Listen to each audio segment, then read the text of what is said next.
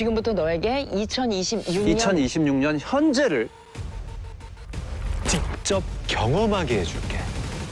자, 로맨스 스캠이라고 들어본 적 있지? 딥페이크 기술로 가상의 투자 전문가를 만들어내고 잘 보여? 지금 이제 집에 갈 거야. 카톡해. 연인 사이라고 믿게끔 한 뒤 투자를 유도합니다.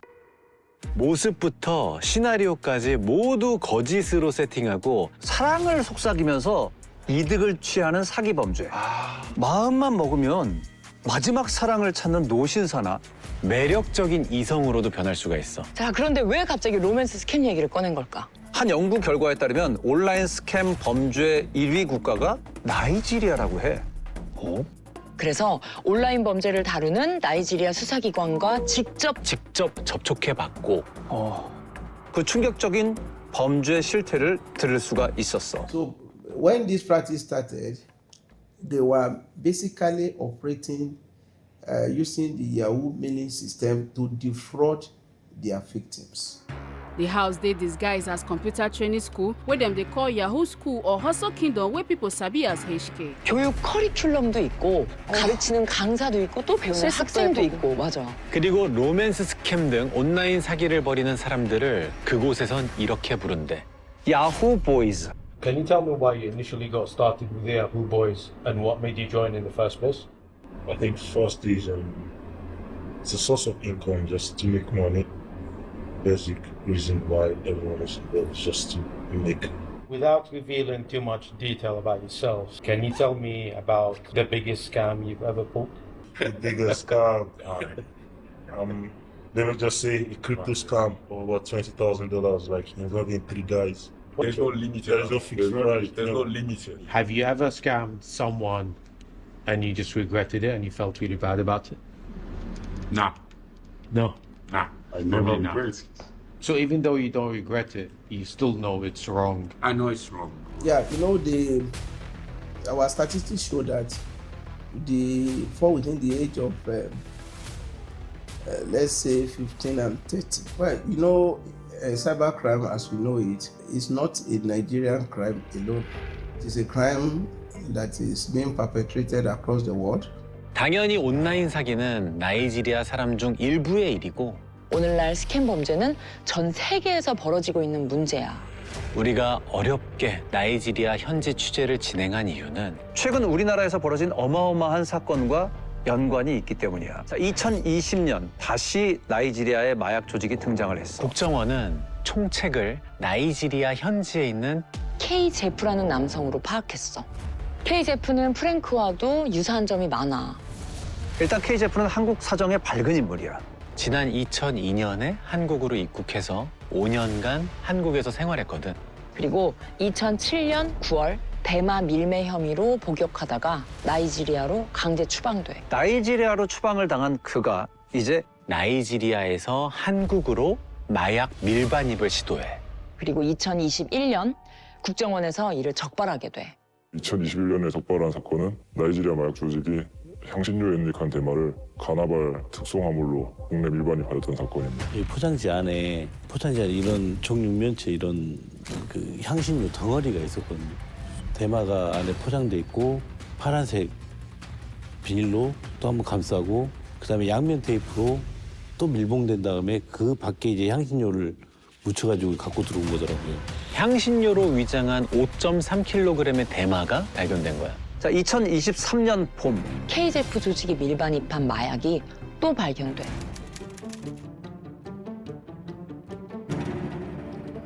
돈 5개 나왔는데 진짜 어마어마했어요.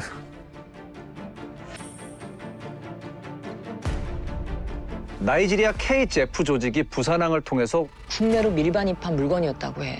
그런데 이 사건 뒤에는 거대한 국제 마약 네트워크가 존재하고 있었어. 나이지리아인 조직은 보통 해외에서 마약을 확보해서 국내로 밀반입하는 것까지 담당을 했고 캄보디아 거점 한인 조직과 중국 조선족 조직은 국내로 밀반입된 마약을 국내로 유통하는 역할을 주로 담당했습니다.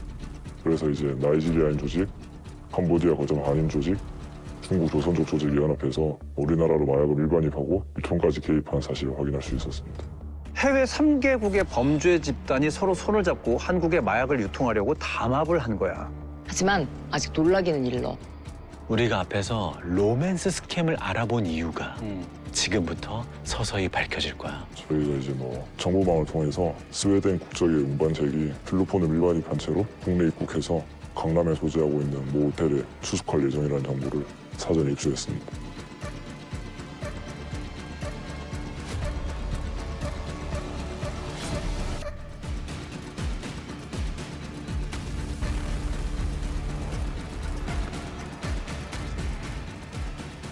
야, KJF 조직이 이번엔 외국인 운반책을 통해 마약을 한국에 들인 거야. 되게 잘 숨겨놨어요. 뭐 뜯어서 아예 그냥 그 사이에. 자, 그러면 혹시 이런 거 보면 어때? 이건. 이게 뭘까? 초콜릿? 시중에서 팔고 있는 초콜릿이. 외국인 마약 운반책 짐에서 이런 것이 나왔다고 해.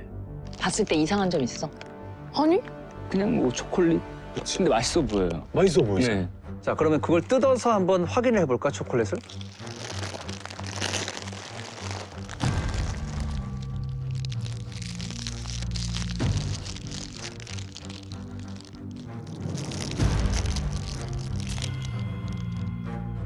이상해. 자, 이거는 실제 초콜릿이야. 이것도 한번 열어볼래? 이건 초콜릿이죠. 자, 이건 봉지를 살짝 뜯어서 초콜릿을 빼고 일일이 마약을 넣어서 재포장을 한 거야. 심지어 기존 상품과 무게까지 똑같이 맞췄다고 해. 그런데 놀라운 건 검거된 외국인 마약 운반책들의 반응이었다고 해. I didn't know it was drug. 마약인지 몰랐어요. 프랭크. 그래, 프랭크 사건 때 한국인 마약 운반책들의 반응과 똑같이. 네. 그런데 KJF 일당들은 한층 더 진화된 방법을 썼다고 해.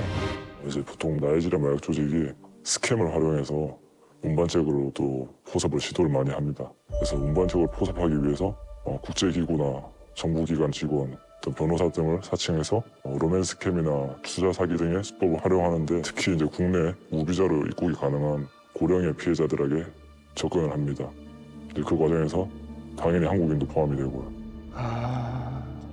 이번엔 과거 프랭크처럼 술집이나 학교에서 직접 만나지도 않아. 온라인 상에서 마약 운반책을 고르고 이용하는 거. 해외 범죄 조직은 도대체 왜 한국을 타겟으로 하는 걸까? 국내 마약 가격이 10배 이상 비싸기 때문에 여러 번 적발된다 하더라도 한 번만 밀반입해서 유통에 성공한다면 돈을 벌 수 있다는 계산 때문에 국제 마약 조직한테 굉장히 매력적인 시장으로 인식되고 있습니다. 해외 범죄 조직에게 매력적인 시장이 되어버린 대한민국.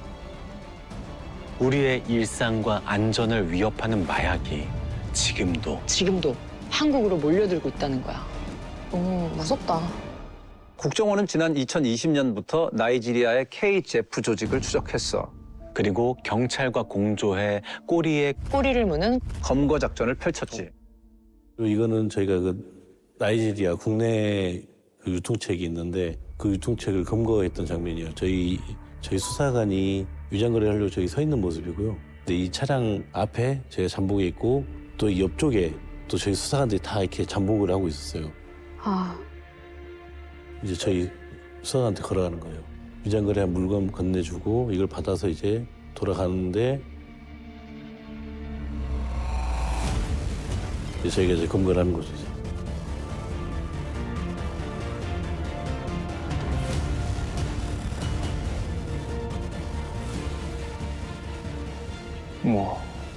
와, 진짜 대단하시다.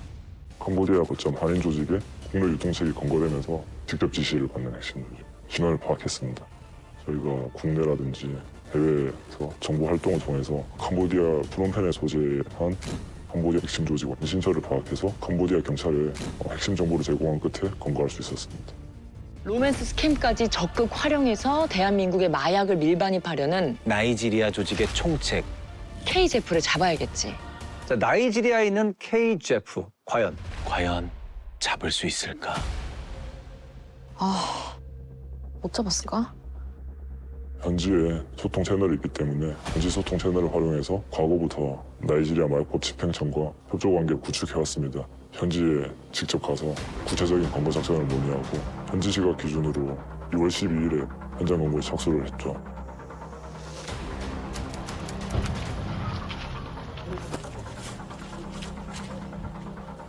그리고 그 과정에서 이거 총격전이나 어떤 만일의 사태에 대비해서 마약청 수사관 약 30명 정도와 같이 검거 현장에 나가는데 방탄조끼를 착용한다든지 또 무장한 채로 작전에 투입이 됐습니다.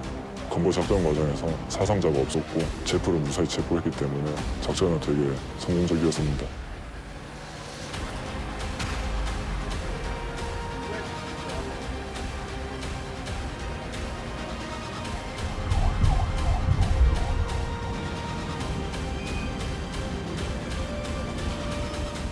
K 제프는 아직 현지에서 재판을 받고 있다고 해. 부디 합당한 죗값을 받았으면 하는 바람이야. 한국인을 타깃으로 한 나이지리아 마약 조직 프랭크 사건부터 K제프 일당 그리고 이들과 연합한 국제 마약 네트워크까지 국경을 넘나드는 그들의 범죄 수법은 지금도 끊임없이 진화 중이야.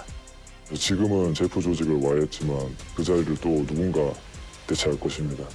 항상 그래왔고 당연히 앞으로도 그럴 겁니다. 뉴스 속 이야기 같겠지만 한국인을 노리는 국제범죄는 생각보다 훨씬 가까이 와 있습니다. 그래서 현재 진행형인 하이브리드 범죄와 맞서기 위해 국정원과 우리 수사기관은 지금 이 순간에도 은밀한 작전을 진행 중이야. 이번 특집 타깃 K 3부작에 어렵게 인터뷰해준 국정원 전 현직 요원 그리고 수사기관 관계자들이 꼬꼬무 방송을 통해서 꼭 전하고 싶은 이야기가 있다고 하거든. 들어볼게. 최근 들어서 외국 범죄 조직들이 아예 전문화돼서 보이스피싱 팀, 뭐 투자 리딩방 사기 팀, 로맨스 스캠 팀, 뭐 팀 미션 팀 이런 식으로 해서 각각의 조직을 뭐 팀을 만들고 전체를 총괄하고 범죄를 일으키고 있기 때문에 그러다 보니까 사실 어마어마한 피해자들이 발생하고 있죠. 일반인들 때는 국제범죄 조직이라고 하면 뭐 험상궂고 총기나 뭐 무기를 휴대하고 오는 것 같은데 전혀 그렇지 않거든요. 일반인 같은 그 합법적으로 행동하거든요. 너무 좋은 조건의 해외 취업이나 부업 제안은 일단 의심하고 회사 실체를 좀 확인해야 됩니다. 그리고 해외에서는 여권이나 휴대폰을 어느 누구에게도 맡기면 안 됩니다. 그리고 SNS에서 알게 된 사람이라든지 지인이 권유하더라도 고수익이 보장된 투자라든지 해외 일자리 제안, 계좌나 명의 대여 요청 같은 경우에는 대부분 국제범죄와 연결돼 있으므로 주의해야 합니다.